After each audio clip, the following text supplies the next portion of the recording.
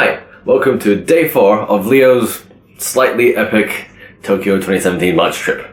As I may have mentioned in the previous episode, today was going to be a very fun day. In the morning, we were invited to a Japanese pen meet. I believe the group, which is has members all over Japan, is called the Wagner group, and a certain someone, I don't want to name drop, invited us over to have a look. And so my companions and basically the bunch of collectors I've been talking about from Hong Kong and Taiwan and me, we went over.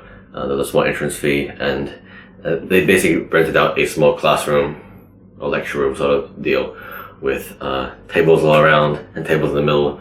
And it was a mix of sellers and collectors. Some of the sellers included the person who wrote Fountain Pens of Japan, Tsunami-san, or like one half. And there was a former pilot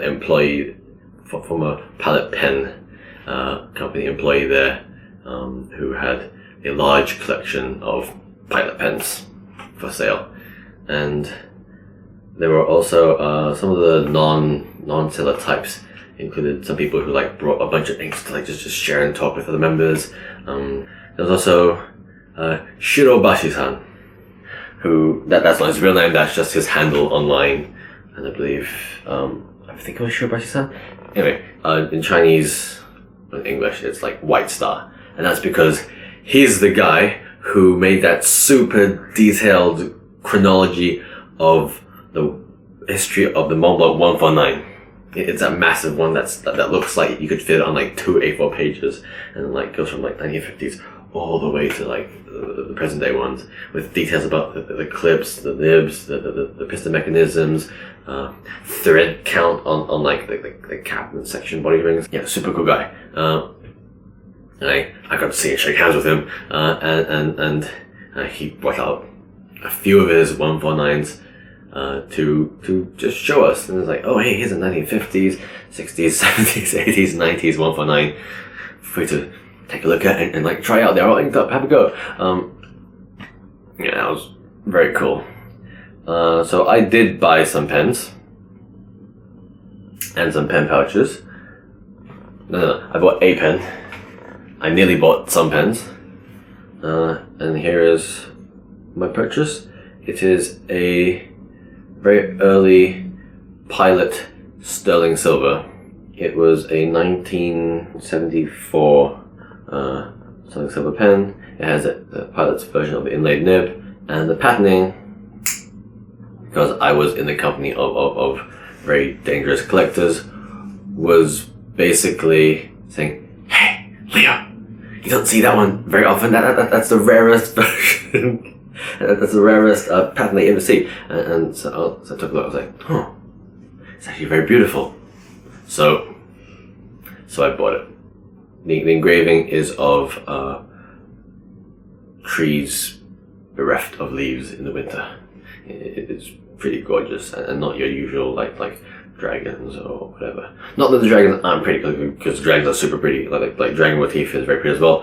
But this was a bit more like, this called out to me, and so I bought it. I nearly bought a 149 with an OB nib. It would have been my first 149. I also nearly bought another weird special edition M800, but I don't know. I was happy with this. And the ex-pilot guy's wife makes pen pouches in his spare time, and so I bought this one. This one fits 3.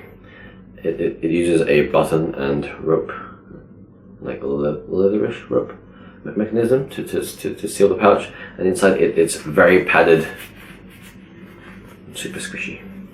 Feels very safe. I also bought 3 other pouches.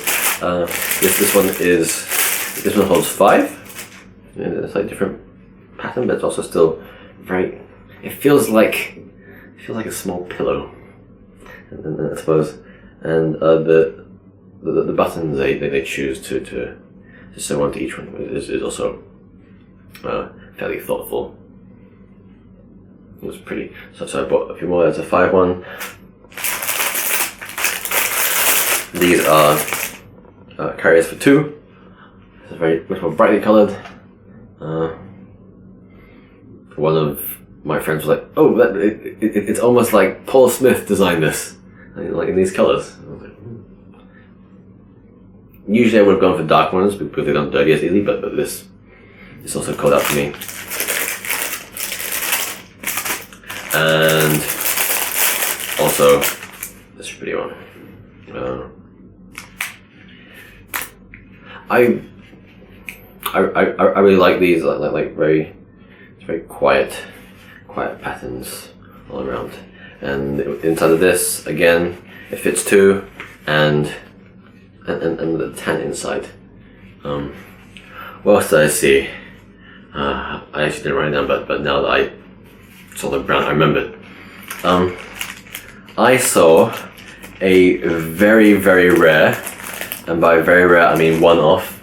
Was it custom? I don't know if it was a custom job, or if it was like a personal sailor job. But I saw a Pro Gear.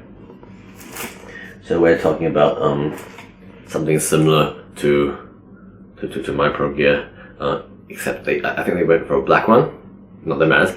And then someone, an artist, had layered Heki Tamanuri urushi across the body, skip the ring at the back, all across the cap, and at the front, and skipping the sailor finial on the cap.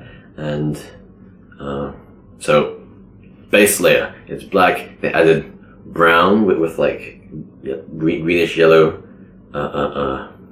hues on the edges, just like you see on the Nikayas, and then on top they did some very beautiful, I think it was chrysanthemum or some hibiscus makie, and signed. I mean, it's one thing chasing after colourful plastic sailors, it's another thing getting a sailor and getting a completely custom job done. It gave me way too many ideas on how to misspend my money, or spend my money on the one and final sailor that I really want. Yeah, so that was incredibly cool. I believe, let me think, it was all in black. I can't remember if they also did the section as well, but they may have. I have some ideas for a design my own, but I'm not sharing with you guys because otherwise you steal my awesome idea. Let's move on. For lunch, we had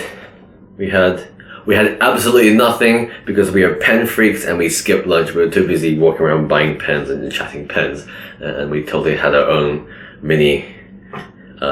We had our own mini Hong Kong meet between me and the other collectors at the place. They totally allowed for it, like the rows of chairs and desks in the middle, just like hang around, huddle around, and one of the tables had snacks and drinks, obviously because everyone coming in pays entrance fee. So like the guy who runs this could totally do it. So that was super cool. And we were also rather hungry. But it doesn't matter because right after that we had to go on a date with Hakase, and I think probably 3rd generation Yamamoto-san. Some of my friends had ordered some pens like a year or a year and a half ago. It depends what models you're ordering from him, and they were there to pick up pens and order a few more based on like the ideas they had. And they had invited me to join them and a few other friends that we'd met in the past few days. So I ordered a Hakase. It's going to come in 1 year because that's how long it takes for my model. I went for a black buffalo horn in a sort of torpedo cigar shape, and it was very similar to the sort of ones that you can see on their website, except when you do it in person, like you can totally have really weird requests like, oh, I like this sample you have here, but I compared it with these other pens I use. Like, can you make this a little bit shorter? When you do the curves, can you, because I'm not posting this pen, I'm happy that you don't drop it back on the body just like so fast and like let it stay fat for a while before you curve into the back. I want a roll stopper, I want a clip, or I don't want a clip, I don't want this ring, I do want this ring. I like it balanced to this side, that side, that sort of stuff. And he was very patient, and I got a free coffee out of that. Buy a pen, get a free coffee, that's not a bad deal. I believe he comes, like, the original company is in Sendai, or Totori, and twice a year he comes out and takes appointments, especially if you've ordered one of his pens and need to pick it up or something. And he usually chooses this specific cafe, which makes some really cool latte art. He asks you what you want, you sort of tell him what you want, and he also pay very close attention. He'll ask you, oh, please fill in details, but that's just his excuse to naturally get you to write, and he can see your writing style or angle and stuff, and he will customize the pen that you order for you. And on top of that, what was, other than that incredible amount of detail, is he brought a folder of pen pouch full of sample nibs. If you get the number, he basically has two sizes: small nibs and big nibs. Small nibs are basically size 10 pilot nibs or sailor nibs, and the large ones are pilot size 15. They don't have any other specialty nibs. It's just like EF, F, FM, medium, broad, double broad, and with some customization. But every single sample that we tried, it was super smooth. It was ridiculously smooth. It's I mean, if you have your own stuff, you could smooth it too, but it's a totally different experience. Like his samples were very well done, and given that he has a year to like complete the pen, like your custom pen, I have full faith that when I come to collect mine next year, it will totally be equivalent smoothness. I mean, it doesn't cost much, but it's sort of like the level of customization. It doesn't cost much for him, but it's an incredible level of customization. Is this my Grail pen? I don't know, but I think it's a pen to have. I have some other information which I probably shouldn't disclose for another few years, so I'm not going to disclose it, and everyone will be left in suspense for another few years until I remember it. Wait for next year's trip video, and then maybe I'll tell you about it. Amazing experience. If you can afford it, and I understand some of those pens are incredibly unaffordable, but the lower level pens are the sort of just meeting him in person. I sort of felt that it wouldn't matter which price point, he would give you as much attention to detail as possible. Note, I was not paid for this. In fact, I have not even paid my pen, so either take it as you wish. It was a cool experience, an expensive cool experience, but a cool experience nonetheless. And the rest of the day, it was late evening. We may have gone over our appointment time a little bit. I passed by Sanrio Land, which is in Yurakucho, like south of Tokyo Station, and bought something which I can't find now. Where is it? Oh dear. Yes! I got this. It says giant Sanrio letters.